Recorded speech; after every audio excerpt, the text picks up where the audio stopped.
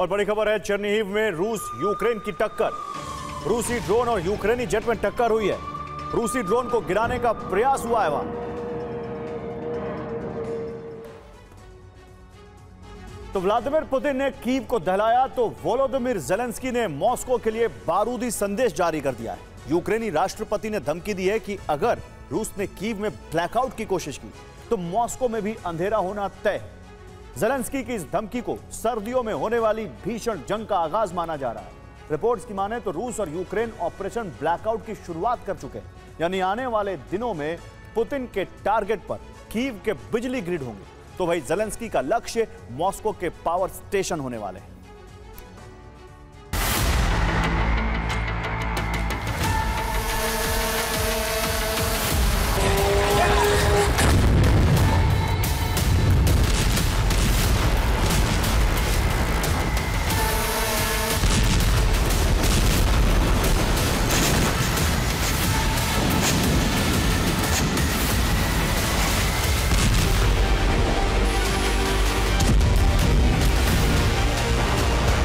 रूस की तेल रिफाइनरियां जल रहे हैं।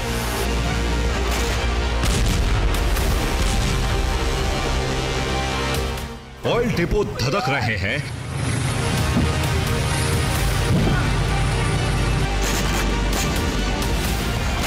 और अब बारी है रूस के पावर ग्रिड सब स्टेशन के जलने की।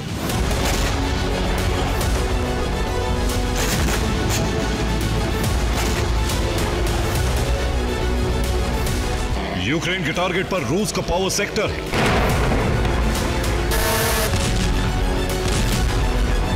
तैयारी है मॉस्को को अंधेरे में डुबाने की।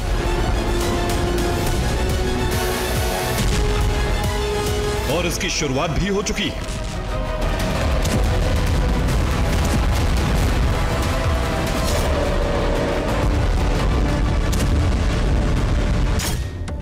बीते 24 घंटे में यूक्रेन ने रूस पर 158 ड्रोन से हमला किया।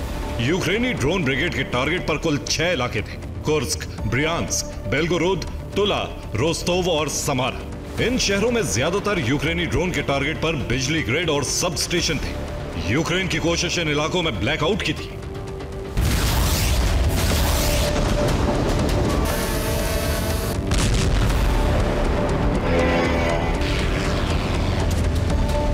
हालांकि रूस ने यूक्रेन के ज्यादातर हमले विफल कर दिए, लेकिन जलती तेल रिफाइनरियों और ऑयल डिपो के बाद अब बिजली ग्रिड पर हमले रूस में न्यू नॉर्मल होने वाला है। इस बात का ऐलान खुद यूक्रेन के राष्ट्रपति वोलोदिमीर ज़ेलेंस्की ने किया है।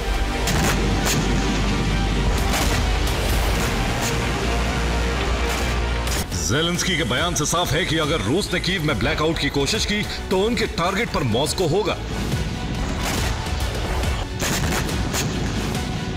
मॉस्को को बिजली सप्लाई करने वाले हर पावर ग्रिड और सब स्टेशन को यूक्रेनी ड्रोन जलाकर राख कर देंगे। लेकिन सवाल है कि ज़ेलेंस्की ने अचानक यह फैसला क्यों लिया? ऑपरेशन एनर्जी के बीच रूस की बिजली सप्लाई लाइनें उनके टारगेट पर क्यों आ गई? यह भी आपको विस्तार से बताते हैं।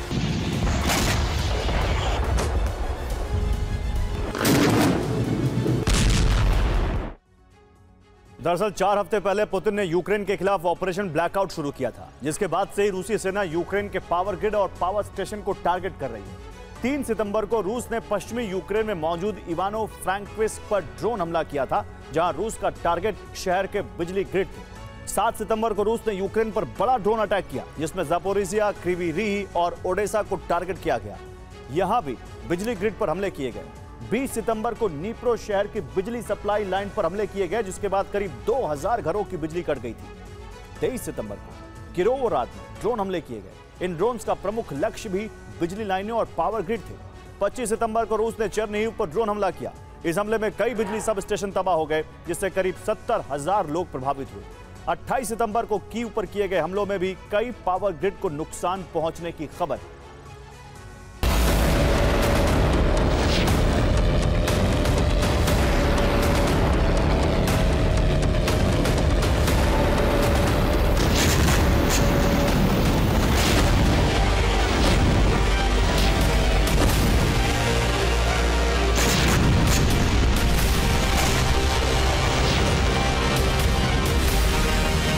दरअसल 1 अगस्त से ज़ेलेंस्की ने रूस के एनर्जी सेक्टर को तबाह करने का ऑपरेशन शुरू किया था।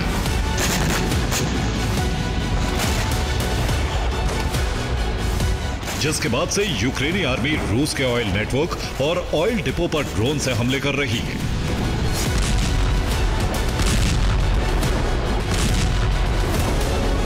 यही वजह है कि अब रूसी राष्ट्रपति ने यूक्रेन के खिलाफ ऑपरेशन ब्लैकआउट शुरू किया है। रूस यूक्रेन के बिजली घर और पावर ग्रिड पर हमले कर रहा है। पुतिन की कोशिश यूक्रेन को सर्दियों में जमाने की है।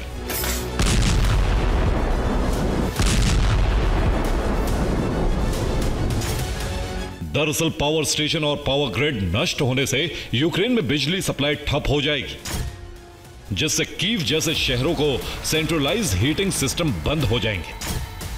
साथ ही घरों में गर्म पानी की सप्लाई भी बंद हो जाएगी, जिससे -डिग्री तापमान में यूक्रेनी नागरिकों का रहना मुश्किल होगा।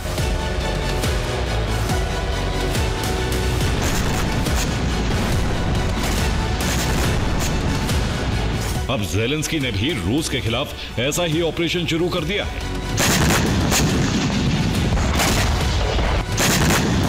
और वो मॉस्को की बिजली सप्लाई ठप करने के मिशन पर काम कर रहे हैं। इस हौसले की वजह अमेरिका से दोबारा शुरू हुई हथियारों की सप्लाई है, जिसने ज़ेलेंस्की और यूक्रेन सेना में नया जोश भर दिया है।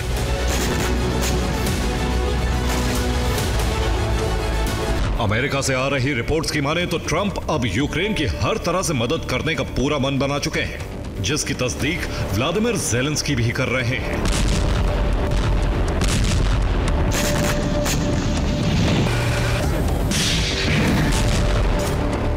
ज़ेलेंस्की का दावा है कि यूक्रेन अमेरिका के साथ हथियारों की मेगा डील की योजना बना रहा है, जिसमें एक बड़ी ड्रोन डील भी शामिल है।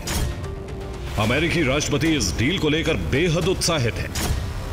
यूक्रेन ने अमेरिका को 90 अरब डॉलर के हथियारों की एक लिस्ट भी सौंपी है, जिसमें टॉम हॉक मिसाइलों की मांग भी शामिल है।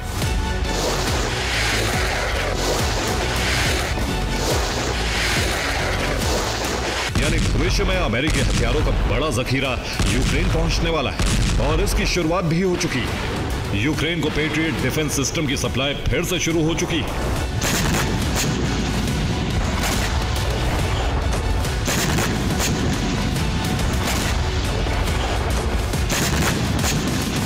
इसी महीने 2 पेट्रियट यूक्रेन को मिले हैं, जबकि 2 डिफेंस सिस्टम अक्टूबर में मिलने वाले हैं। अमेरिकी हथियारों ने ज़ेलेंस्की सेना को जोश से भर दिया है। ऐसे में न सिर्फ रूस के एनर्जी ठिकानों को टारगेट किया जा रहा है, बल्कि ऑयल नेटवर्क पर हमले भी पहले से तेज हो गए हैं।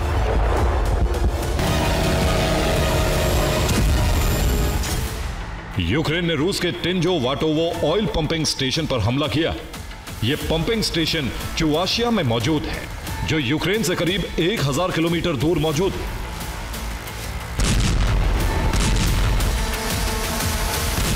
फ्रंट लाइन पर भी यूक्रेन ने हमले तेज कर दिए हैं।